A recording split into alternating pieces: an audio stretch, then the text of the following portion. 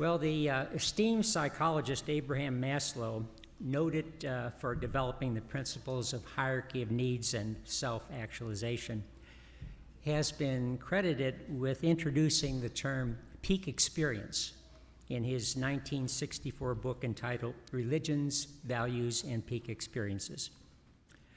Now, this is what I learned about peak experiences in my exhaustive and scholarly research into the topic, also known as consulting Wikipedia. I don't know who that Wikipedia guy is. Man, he knows a lot. So while having a peak experience, people sometimes report feeling so deeply emotionally moved and joyful that they feel swept away into a veritable state of awe. They experience pleasure beyond satisfaction or happiness. They report a heightened sense of awareness of themselves and their surroundings. Many relate shedding tears of joy and having feelings of ecstasy and elation, even exaltation or reverence. They might describe being, quote, at one with the universe or finding some new, quote, meaning in their lives, sometimes with out-of-body sensations and altered state of consciousness.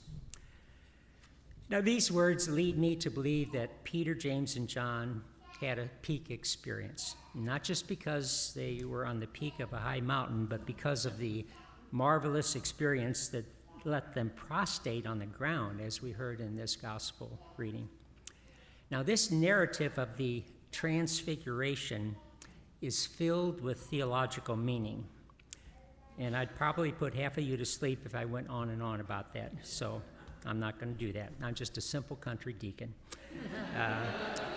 But there's something else here that struck me, and I would like to share a bit of that with you, something that I think is very real and something that I think each of us can relate to. I think that we all, to one degree or another, have peak experiences in our everyday lives. Now, some are brief, some seem to last longer. I think you've heard the expression, it doesn't get any better than this. And I think those are the words that come to mind when we have a peak experience. Happens when we are with someone we love, sometimes doing something together with that person that we love, something that we both love doing. We turn to the other person and say, doesn't get any better than this. Now, how many times in your life have you thought or maybe even said that out loud? I would venture to say many times. I know for me, I have. Now, when having a peak experience, it seems that there are no words that can adequately describe the depth of that experience.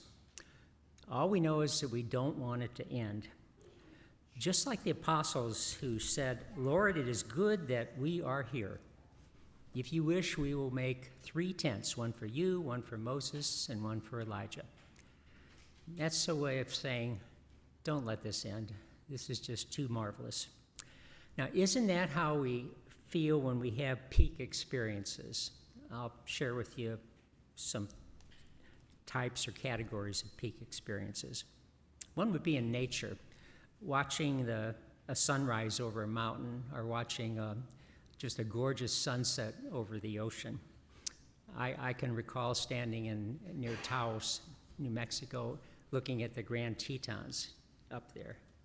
You just have no words. Or the first time I saw the Grand Canyon, you look at that and say, this isn't real. It's just so beautiful. Another one would be being a child on Christmas morning and seeing the presents under the tree. And if you just stop and think about that, that's awesome. Falling in love as a teenager for the first time. Falling in love as a young adult or even an older adult, ending up marrying that woman or that man, experiencing incredible moments of physical and emotional intimacy with your husband or wife, being, in the descriptive words that I read earlier on, quote, so deeply emotionally moved and joyful that we feel swept away into a veritable state of awe. The birth of our children, those of us who have them, and then the many peak experiences we have as we raise them. And maybe the crown jewel of all, having grandchildren. You know I was going to bring that up. Okay. And you who are grandparents, you know what I mean. You know, for me, our Rose, who's 22 years old, many of you watched her grow up. First time I saw her, our daughter Amy, adopted her from China, brought her home at age 13 months, and I saw her, wow, St. Louis. Second, Marty McDougall, who's 6 years old, when Bridget had him at Missouri Baptist Hospital, and I looked down in that little bassinet thing for the first time. Moved to tears, actually. Mm-hmm. So can it get any better than this? Yes, it can. Just think about it. For the apostles, the joy and the awe that they experienced in the resurrected Jesus later on down the road, that far surpassed what they experienced at the Transfiguration. I think that's inarguable. Just when you think it can't get any better than this, it does. As I kind of alluded to, have we parents not experienced something similar when we have grandchildren? It does get better, and it makes our prior experience of being parents to those kids much deeper and more meaningful. How does that work? How can that be explained? I don't know. I just know that it's there, and I do have a thought to share with you about that. Could it possibly be that peak experiences in life are limitless? Are they ever evolving? Are they expanding just like the universe is expanding? Are they eternal? Maybe they are. Maybe they just, in a sense, keep getting better and better. Maybe because they reflect the source from which they came. Maybe they are a pale reflection of the source that created them. Now, some would call that source God, and that works for me. Our relatively brief time on this earth cannot possibly contain all the joy and awesomeness that God has to offer us. To experience that, we'd have to be eternal, just like God is eternal. And our faith tells us that that is exactly what will happen when we transition from temporal life to eternal life, which is the ultimate peak experience, one that most likely does keep getting better and better, limitless, like God is limitless. Now, how cool is that?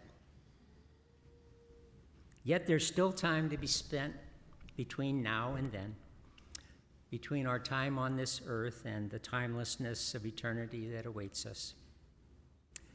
And these peak experiences can remind us of what is in store for us, even though the feelings of joy and awe normally fade with time. It did for the apostles, and it will for us. As is often said in therapy, trust the process. Keep in mind that the voice from the cloud said to Peter, what the voice from the cloud said to Peter, James, and John, after that bright shadow was cast over them and that marvelous vision disappeared. The voice said, "This is my beloved Son with whom I am well pleased. Listen to him. Listen to him. Listen to him.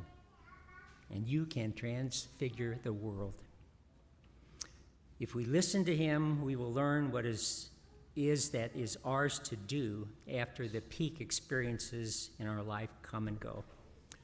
We should welcome peak experiences with joy and with extreme gratitude, knowing that they are mere previews of what is to come.